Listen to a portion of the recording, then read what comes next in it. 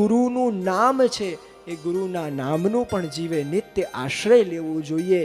અને જે પણ સેવા આપણને આપણા ગુરુની કે પ્રભુની આપણને મળે એ આપણને ભાગ્ય માનીને આપણે એને સ્વીકારવી જોઈએ.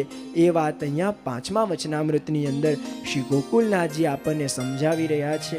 અને હવે 6ઠ્ઠા વચનામૃતની અંદર હવે શ્રી ગોકુલનાથજી સમજાવતા આપણને કહી રહ્યા છે કે વૈષ્ણવે ક્યારે પણ સેવામાં છે ને કપટ કરવું નહીં. હવે કપટ કરવું નહીં એટલે શું? જેમ ઘણીવાર લોકો સેવા કરતા હોય, પણ જેમ તમે રોજે સેવા કરતા હો તો 3 કલાકમાં કે 4 કલાકમાં તમારી સેવા થઈ જતી હોય, પણ યદિ તમારા ઘરમાં કોઈ વૈષ્ણવ આવ્યું હોય અને એ સમયે એને દેખાડવા માટે તમારી સેવા ઘણીવાર 4 કલાકની 5 કલાક બી થઈ જતી હોય છે કે નહીં? એમ તો અનુભવી સામે બેસ્યા હોય એટલે વધારે સમજાવવાની આવશ્યકતા તો પડતી નથી, કેમ કે અમારા અમદાવાદના વૈષ્ણવ છે ને ક્યારેય ખોટું બોલતા નથી. એટલે ક્યારે પણ અહીંયા શ્રી ગોકુલનાથજી આજ્ઞા કરે છે કપટ કરવું નહીં. કેમ કે સેવામાં આપણે ક્યારે પણ કપટ કરીએ તો એ પણ અભરગત અપરાધ છે. આપણા ત્યાં આપણને એક પ્રસંગ પણ જ્યારે આપણને એક પ્રાપ્ત થાય છે ને, કે જ્યારે એક વૈષ્ણવ ઊંઘતો હતો, એને એક સ્વપ્ન આવ્યું કે સ્વપ્નમાં એને યાદ આવ્યું કે એક યમદૂત એને લેવા માટે આવ્યું છે. અને જ્યારે એને એક યમદૂત લેવા માટે આવ્યો અને ત્યારે એ યમદૂતે એને લઈને 4 રસ્તે ઊભો કરી દીધો.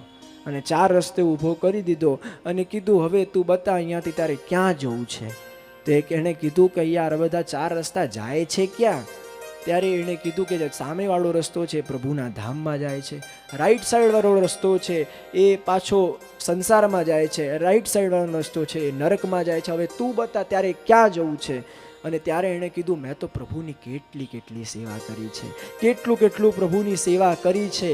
ત્યારે પેલા યમદૂતે કીધું સાચું કહેજે કે જ્યારે તું સેવા કરતો હતો અને એ જ સમયે યદિ કોઈ વૈષ્ણવ ત્યાં આવી જાય તો તારું ધ્યાન પ્રભુમાં વધારે હોતું હતું કે વૈષ્ણવમાં, કે કેમ કરીને હું વૈષ્ણવને ઇમ્પ્રેસ કરું?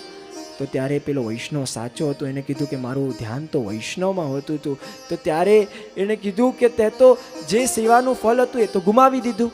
ત્યારે એણે કીધું કે મેં તો એટલું સત્સંગ કર્યું છે તો સત્સંગનું તો મને ફળ મળે ને. તો ત્યારે એણે કીધું કે જ્યારે તું લોકોને સત્સંગ કરાવતો અને ત્યારે લોકો તારી વાહ કરતા, ત્યારે તું કહેતો કે એમ તો બધી પ્રભુની કૃપા છે. અને હૃદયમાં તો એવું એને આનંદ થતો કે જો મારી વાહ થાય છે તો તને આનંદ થતો હતો કે નહીં? તો એ કહે કે હા મને આનંદ થતો હતો.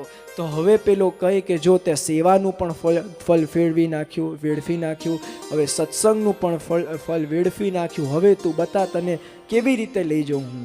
તો ત્યારે પેલો વૈષ્ણવ ઉઠ્યો અને એને ભાન થયું કે કઈ જગ્યાએ હું ચૂકી રહ્યો હતો. અને એના પછી એ એટલું ધ્યાનથી સેવા કરતો અને સત્સંગ કરતો અને એવી રીતે સેવા સત્સંગ કરવા લાગ્યો કે સ્વયં શ્રીનાથજી બાવા એને લેવા માટે સ્વયં પધાર્યા હતા. તેવી રીતે જ્યારે આપણે પણ દ્રઢ ભાવથી આપણે સેવા કરીએ તો આપણા પ્રભુ પણ આપણી ઉપર પૂર્ણ કૃપા કરતા હોય છે. એ વાત અહીંયા શ્રી ગોકુલનાથજી આપણને અહીંયા કહી રહ્યા છે. અને 7મા વચનામૃતની અંદર પણ અહીંયા શ્રી ગોકુલનાથજી આપણને વર્ણન કરતા કહી રહ્યા છે કે વૈષ્ણવે ક્યારે પણ કોઈના પણ અપરાધ જોવા નહીં. શું કીધું અહીંયા શ્રી ગોકુલનાથજીએ? કે ક્યારે પણ કોઈ વૈષ્ણવના અપરાધ જોવા નહીં. કેમ કે જ્યારે આપણે કોઈના અપરાધ જોઈએ છે અને જ્યારે આપણે અપરાધ જોઈએ છે તો દોષી આપણે બનીએ છીએ. સામેવાળો તો થાય છે પણ અપરાધ જોઈએ છે તો દોષી આપણે પણ બનીએ છીએ. એટલે શ્રી હરિરાય મહાપ્રભુજી પણ કહે છે ને, ઉનકે મન કી વે જાને મેરે મન જગદીશ. તો જ્યાં આવી વસ્તુ આપણને દેખાય ત્યારે આપણે ત્યાંથી દૂર હટી જવું, ત્યાં આપણે બિલકુલ પણ ઊભા રહેવું નહીં. એ વાત અહીંયા શ્રી ગોકુલનાથજી આપણને કહી રહ્યા છે. કેમ કે હવે આપણા પાસે સમય નથી એટલે હવે ગાડીને થોડી ભગાવી પડશે. એટલે હવે સમય નથી એટલે ગાડીને ભગાવવી પડશે. એમ તો આ એક એક વચનામૃતો એવા છે ને કે જેમાં તમે કેટલું વર્ણન કરો, કેટલું પણ વર્ણન કરો, 7 દિવસ પણ ઓછા પડે. પણ હું પ્રયત્નશીલ રહું છું કે કેવી રીતે સરળતાથી આ બધાને એ વચનામૃતોને આપ સુધી પહોંચાવી શકું. જે 8મું વચનામૃત છે, 8મા વચનામૃતની અંદર શ્રી ગોકુલનાથજી આપણને આજ્ઞા કરતા આપણને કહી રહ્યા છે કે વૈષ્ણવ કોણ છે કે જે સદા સાચો છે. વૈષ્ણવ કોણ છે કે જે સદા સાચો છે. અને આ 8મા વચનામૃતની અંદર વૈષ્ણવના લક્ષણ બતાવ્યા. વૈષ્ણવ કેવો હોવો જોઈએ કે જે સદા પ્રભુના ચરણારવિંદમાં શરણાગત છે. એક વૈષ્ણવ કેવો હોવો જોઈએ કે જે પ્રભુના ચરણારવિંદમાં શરણાગત પણ છે. અને વૈષ્ણવ એ છે કે જે અલૌકિક અને લૌકિકમાં જાણે છે કે હું કપટ કરીશ તો મારા હૃદયમાં રહેલું ભગવદ રસ પણ ચાલ્યું જશે. એ જાણે છે, એ જ તો એક સાચો વૈષ્ણવ છે. એ વાત અહીંયા શ્રી ગોકુલનાથજી 8મા વચનામૃતની અંદર આપણને કહી રહ્યા છે. અને અહીંયા બધા વૈષ્ણવ પ્રેમથી ભાવથી બધા ગાતા ગાતા કહી રહ્યા છે, જય જય શ્રી ગોકુલે, જય જય શ્રી ગોકુલે, જય જય શ્રી ગોકુલે, જય જય શ્રી ગોકુલે.